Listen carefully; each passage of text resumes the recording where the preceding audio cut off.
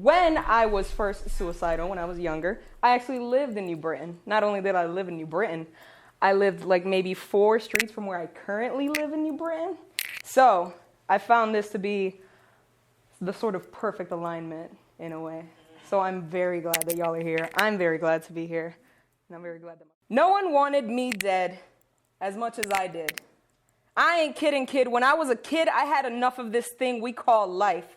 I wanted to disappear under a knife into the night. I wanted to slip away when no one was home that day and end it all. I wanted eternal quiet inside, because inside, turbulent turmoil and memories, some made up by my own personal biases, insecurities expounded by middle school bullies and bullies at home and bullies by blood, pounding down the sweets and anything to eat, really to fill the ever-growing void, and ever-evolving family, losing one member to be replaced by a stranger. Even stranger still, I can't recall any thrill in my life at that time. I just didn't want to show up. I just wanted them to do attendance in the morning and be the only student not present for so long that they would see it as a gift, for they wouldn't have to try to mispronounce my name for the millionth fucking time. Don't put me on a milk carton or paper signs on light posts with the word missing above some photo of a faux smile. Side note, I still carry a picture in my wallet of myself in the 6th grade when I first wanted to really slip away. No, I'm gone. I'm ghosting it. And I almost did, literally. You know, there are so many different ways to die that have nothing to do with whether you're breathing or not. It would be a long time before I stopped wanting to actually die. Before my family would stop calling me depressed, before I would stop looking for love in other people, before I would stop killing off parts of myself to appease them or make them stay because I thought I needed them, before I realized why I couldn't do it, why I didn't just go through with it. You know how they say, you never really know what you have until it's gone? I almost did that. I was almost gone. But I always clumsily pulled myself back with unfurling rope that would burn my hands every time I slipped. I'd step back from jumping off that porch. I'd step back on my bed and away from the window I wanted to fly out of. I avoided the speeding traffic and kept my seatbelt on the highway when I just wanted to jump out. Why could I not go through with this? It sounds oxymoronic, but the reason I wanted to die is because I so very much wanted to live. No one wanted my life more than me. Death visited me in that apartment to silently ask me if this was my final decision, and I ran for my life. It was the first of many meetings, but each time the greeting got a little friendlier, and my understanding better of what truly needs to die in my life. And it's not my life that needs to go. And now, no one wants me to be alive more than I do. Thank you.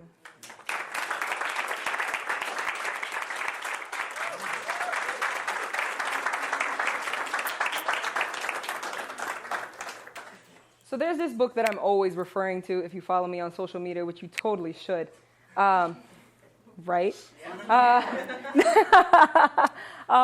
There's this book that I read a couple of years ago. It's called Women Who Run with the Wolves by Clarissa Pinkola Estes. And some of my artwork is actually inspired by some of the things that I read in there. And she talks about, she is the one that introduced me to this idea of death being something that can be personified in a way, something that we do instead of something that happens to us. So big shout out to her. I just wanted to let you all know that some of this is coming from that, and that book, in all honesty, really changed my life a couple years ago. And since then, everything's been right where I want it to be. Now, this may sound strange to you, but I need this pain. I need to go through it so that I may grow through it. And my knees have never buckled underneath the pressure, but I have never sat with the intent to give it the attention it needed. No, that it demanded. I was recycling old patterns, getting stranded at the fork of, here we go again, and yo, where the hell are we going? And both directions were me running away. This might sound strange to you, but I need this pain. Hurt me, make me wail, to have it tear through my heart, seep out my pores so that I may gather it in my arms and cradle it until it is at ease. I need to sift through it piece by piece, keep it under my piercing eyes. If I slip and lose grips as I did before, it will be my demise. I've seen it happen to those around me once or twice. Pain hidden under the guise of love, lust, happiness, or all of the above. Fleeting distractions. It was all mindless feel and no action. No nose to the grindstone. A magician's hat on to get to the work at hand. No magician's hat on to get to the work at hand. And abracadabra, this weeping sorrow into a sweet symphony. Many times I left it as is.